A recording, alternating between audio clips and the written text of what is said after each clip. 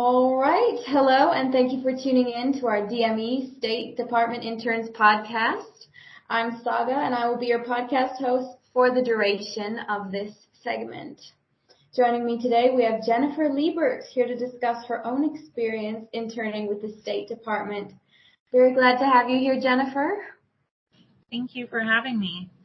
Yeah, absolutely. Now, Jennifer, just to begin, why don't you start us off with a little bit about your background and how you came into this internship? So I came into this internship, kind of ties in with my background. I was in the service myself from 2005 to 2009. And so I'm signed up for the Veterans News, like the weekly newsletter. And at the bottom of the newsletter, it kind of caught my eye, and it said that they were looking for student interns. And I recently went back to school, so I was like, let's give it a try. Something new, some new experience. Interesting. I thought that was very interesting, and I know this interview is not about me, but I thought it was so funny when I first signed on to my Zoom meeting with my supervisor, and everyone was just asked to introduce themselves. Everyone mentioned that they had family members who worked for the government. Like, we just went around and it was person after person after person. But you actually discovered the internship via a newsletter. And how often had you been reading the newsletter before you actually discovered the internship? So I've been receiving the newsletter for several years now. I've been a veteran for about 13 years now, and at least the last 5 or 6 years I've been signed up to receive like the various newsletters and stuff. I don't always read them all the way through, so it was kind of cool that I caught this just out of nowhere, and I definitely read every part of it now because there's so much information to put out in the newsletter. That's true. And you mentioned you actually had some experience in civil service. Would you like to give a brief overview of that? I mean, what were you doing?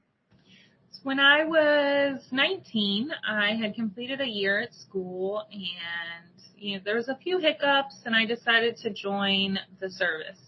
So I joined the Navy as an aviation machinist mate. I worked on EA-6B Prowler engines on an aircraft carrier for a couple of years. And then I worked on jets for a couple more years up in Washington.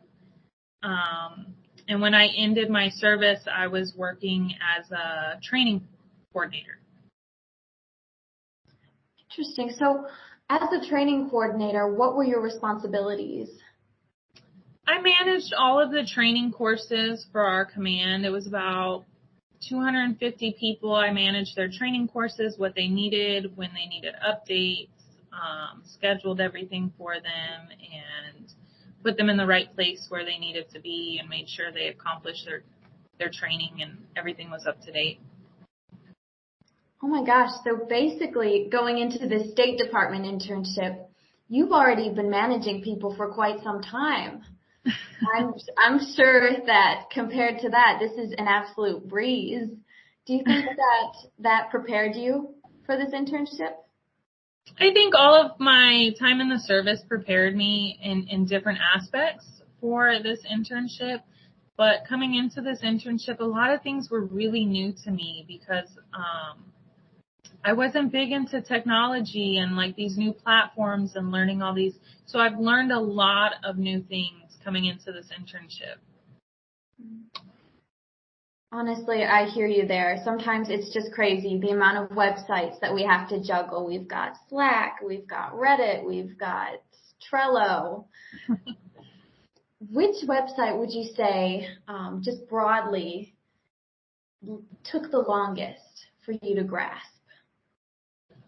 So I was a little thrown off when I had to jump on Slack and start. I've never been on a platform like this, and it took me a minute to realize how it's laid out and how communication is on there and how to contact people. it took me a little bit. The Trello, they doing the training, there was pretty in-depth explanations on how to use these various platforms, and I was able to grasp the concept of Trello pretty easy. But Slack, it took me a little bit. I think I'm just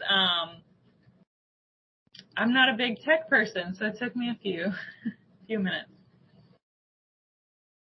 Honestly, I hear you completely.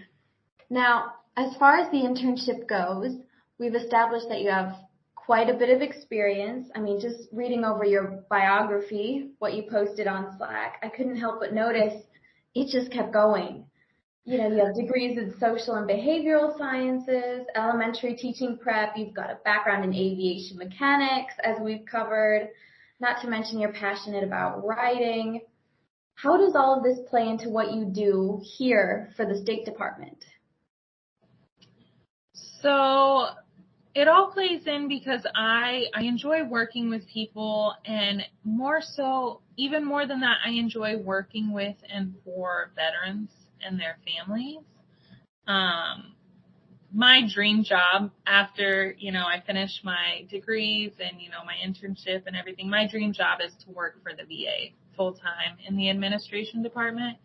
To just be able to, through this internship, to be able to give a voice to veterans and tell their story and put it out there, like it means a lot to me. Right, it is, and it ties so heavily into your background as well. So it's like it's such a personal endeavor. It really is. And now you mentioned being incredibly passionate about this. If you were to sort of describe it to, say, someone who is interested but didn't necessarily know what the job entails, how would you summarize your responsibilities to them? And how would you pitch it, I guess, is what I'm asking. So if I had to pitch this job to somebody, I would say that it's an amazing opportunity to gain experience in the workforce, first of all. If you have a gap in your resume, which I do, raising my children, I took some years off. And so it gives you that experience, but more so the people that you meet, I've met so many people from so many different places and backgrounds and schools. And beyond that, I have read so many articles and biographies and everything about veterans, and had the opportunity to write a mock one recently. And I just thoroughly enjoyed being able to watch the veteran give their story and be able to turn it into something that could be put out there for people to read, that would inspire people to honor these veterans. It's a very fulfilling job. Definitely. Was there one particular veteran who stood out to you? I know you've kind of just finished the onboarding process, but going into your work, is there anything that's really drawn your eye when you're working on these Veteran of the Day articles? Each story that I read, and I look through their pictures and I watch their videos, each story is in itself is unique, and it leaves an impression because everybody joined for a different reason and they had different experiences, and they went on to do drastically different things with their lives after they got out of their time in the service. And they're all so interesting. I did do a mock Veteran of the Day post on Marjorie Burns. She joined when she was 22. She was so excited, and she did all of her time in the service. When she had started as a secretary. Before she joined, she was a secretary. And when she retired, after she got out of the service and did her full career and everything, she retired as the head of the marketing department of this huge company. And it was awesome to see her story. I mean, I can just imagine. Do you relate to the people whose biographies you write and kind of interact with? Or is it just such a broad range of different people coming from different backgrounds with different experiences that it's more of a learning experience than a reflecting one? I think that I can relate to an extent with some of the veterans because I have had some similar experiences and I can understand where they're coming from, or their little inside jokes almost. I can kind of, so I do understand some of it, but then there's so many different stories from different people and where they've come from and where they've gone, and it's all interesting and unique, like no one story is the same as another one. Even if the people had served together at the same time, they still have drastically different stories to tell. That's quite true. And that actually does remind me of something, because I know that the State Department tends to be stereotyped as a very serious internship. Many people coming from this background of civil service, and the idea is, we're all serving our country and we're all, we are like the final line of defense against whatever it may be. But being on Slack and just seeing some of the funny random little messages that we post, whether it's a meme coming from an intern, a military veteran, maybe even a department head. What is something that you've seen on our Slack that you think breaks this stereotype? I just think everybody's own personality coming out, and I was very intimidated at first when I joined the internship because I had no idea what to expect. I haven't even been in the workforce for a lot of years, and this was so new to me. I was pretty intimidated. And when I got on there, people were just so real in the way they spoke to each other. You could be serious and you can be professional, but you can also show your true personality and have fun with it.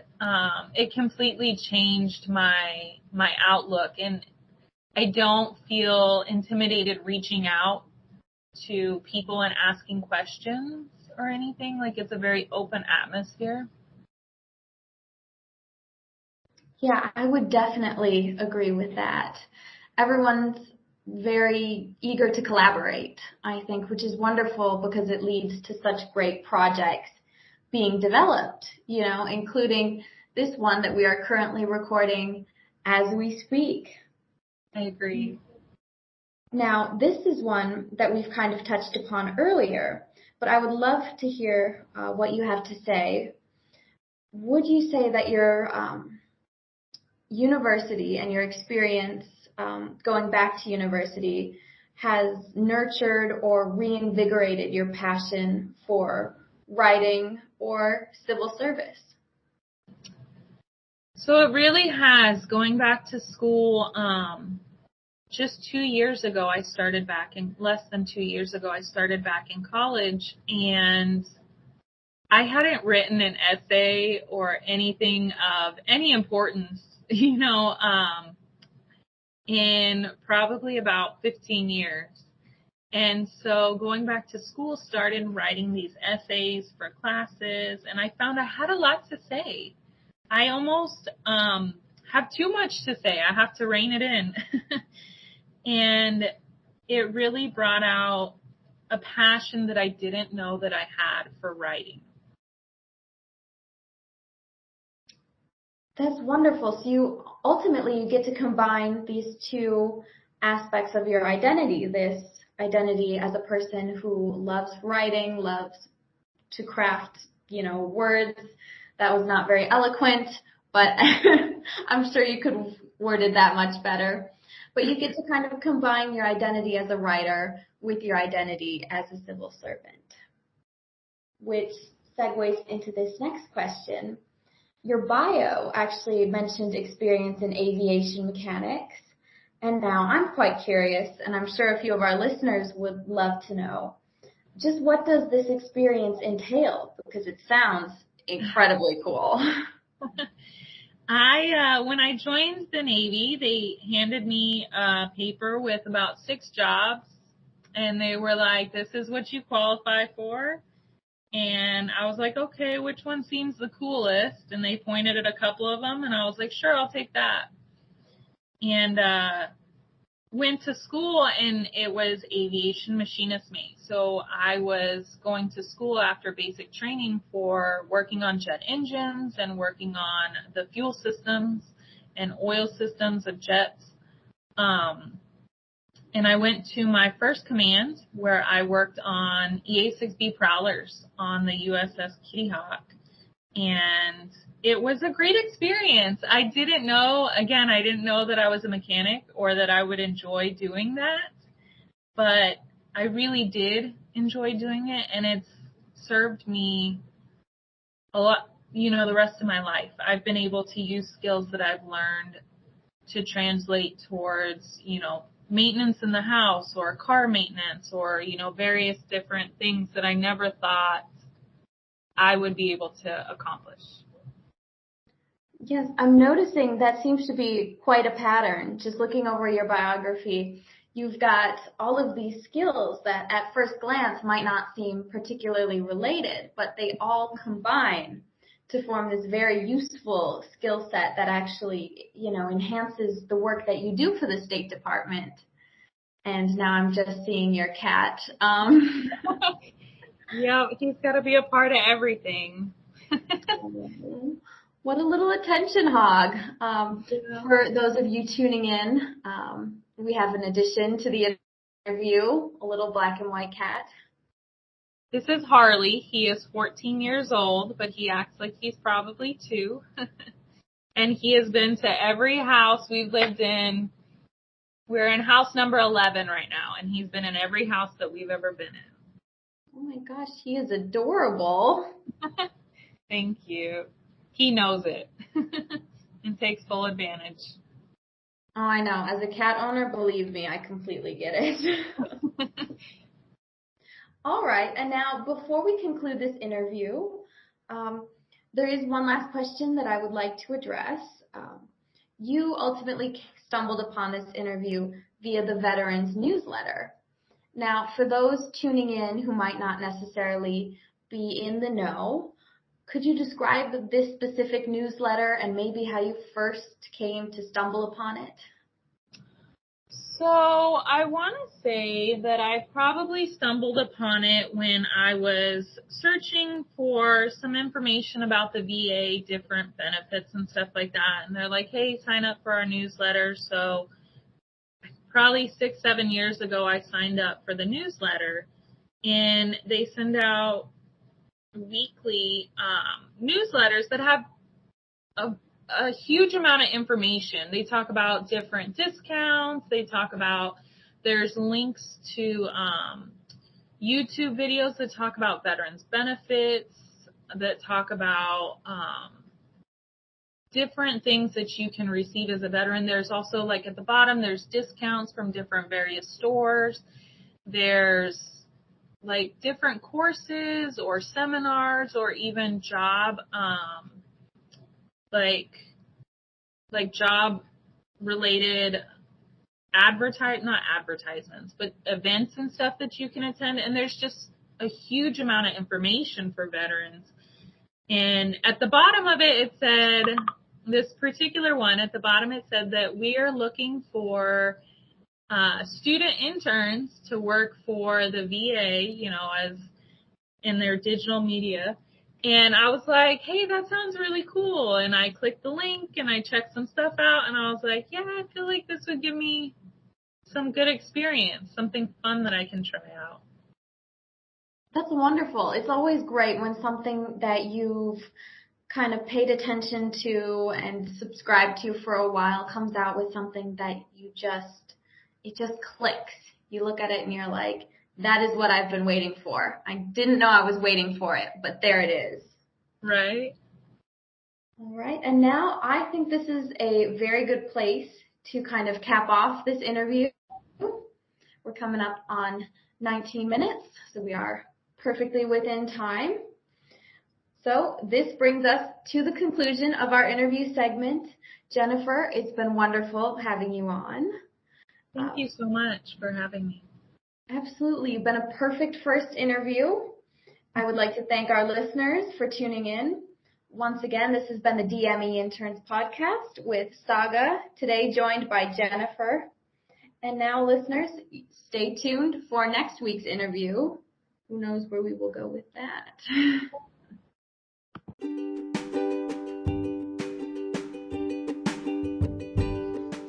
Thank you so much for listening. Please don't forget to subscribe, and if you could give us a 5-star rating, we'd really appreciate it.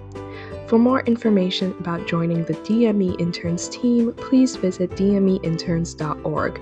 You can also follow us on our Facebook, Twitter, Instagram, YouTube, and LinkedIn. Once again, my name is Serena, and I hope to see you all next time. Bye!